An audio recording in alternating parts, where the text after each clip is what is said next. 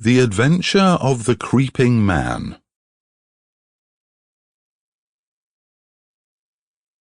Mr. Sherlock Holmes was always of opinion that I should publish the singular facts connected with Professor Presbury, if only to dispel once for all the ugly rumours which some 20 years ago agitated the university and were echoed in the learned societies of London.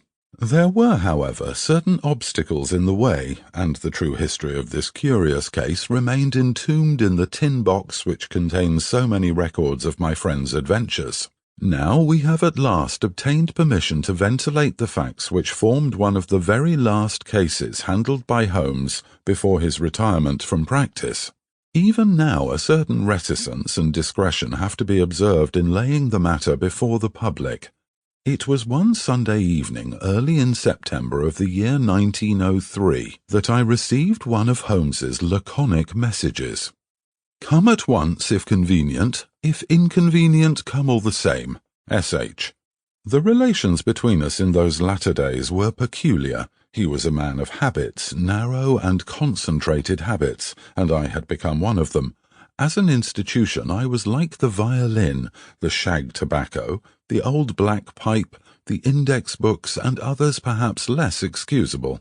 When it was a case of active work and a comrade was needed upon whose nerve he could place some reliance, my role was obvious. But apart from this I had uses. I was a whetstone for his mind. I stimulated him. He liked to think aloud in my presence.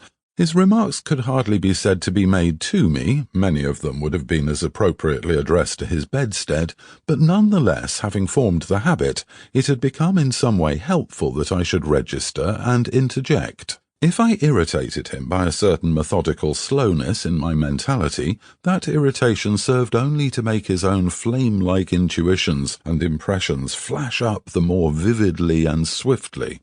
Such was my humble role in our alliance.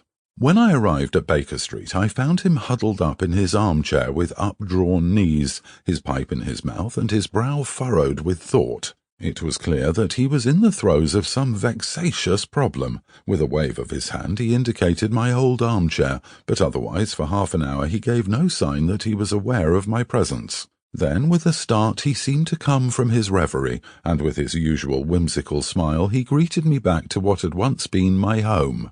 "You will excuse a certain abstraction of mind, my dear Watson," said he. "Some curious facts have been submitted to me within the last 24 hours, and they in turn have given rise to some speculations of a more general character. I have serious thoughts of writing a small monograph upon—" Sample complete.